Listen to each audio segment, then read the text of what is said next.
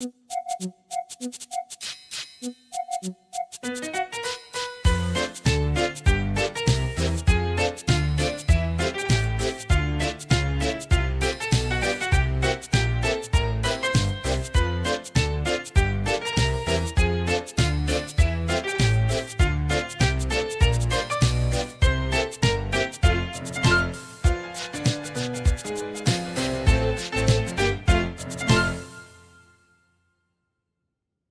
fierce storm had swept across the island of Sodor, leaving behind damaged tracks, fallen trees, and a broken roof of the main station.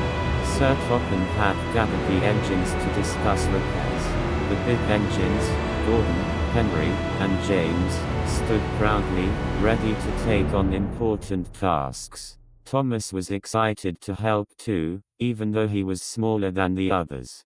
"I can help fix the station," Thomas offered cheerfully. But the big engines only chuckled. "You?" laughed Gordon. "Fixing the station is a big job, Thomas. Leave that to the bigger engines." "You're just a little engine," added James with a smug grin. "We can handle it." Thomas felt disappointed, but he tried not to show it. He wanted to prove that he could be useful too, no matter his size.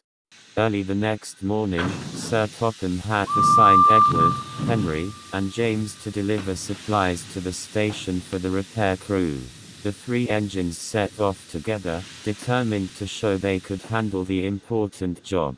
But as they puffed along the line, they reached the stretch of track that had been weakened by the storm. The rails creaked, and before they knew it, they were stranded, stuck in the remote area with no way to move forward or back. Henry, looking around nervously, said, "We can't stay here. What if no one finds us?"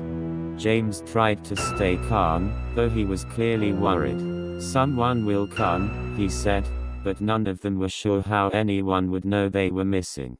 Back at the sheds, Sir Topham Hatt was beginning to worry. Edward, Henry, and James were long overdue, and there was no sign of them. Where could they be? He wondered aloud.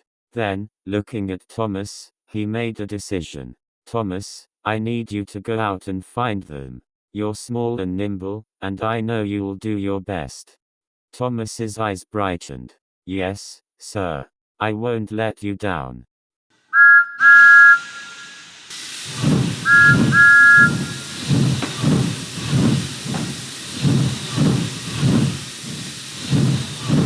Thomas set off, determined to find his friends.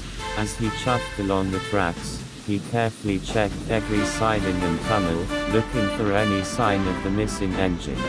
He braved broken branches, washed out tracks, and even a steep incline, never giving up.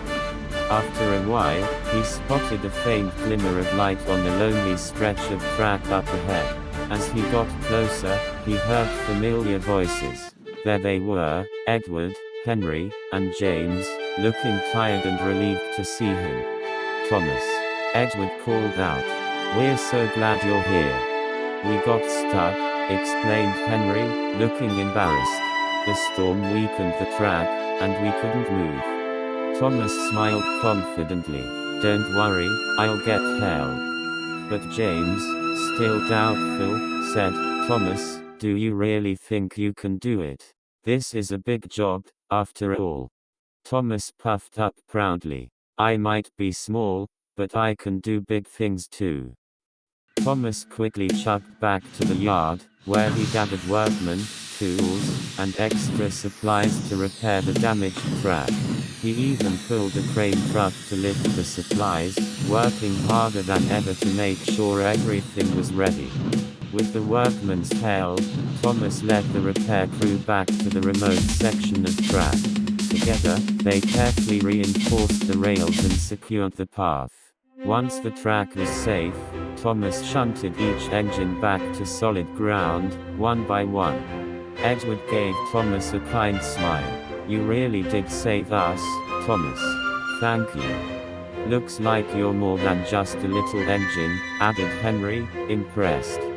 James, feeling sheepish, said, "I'm sorry, Thomas. I should never have doubted you." Thomas beamed with pride, knowing he had proven that small engines could indeed do big things. When they returned to the station, Sir Topham Hatt was waiting, looking pleased. He praised Thomas for his bravery and hard work, and the big engines all agreed that Thomas had earned their respect. From that day on, they never teased him about his size again. And whenever there was a tough job to do, Thomas was always ready to lend a hand, proud to show that a really useful engine could be any size, as long as they had a big heart.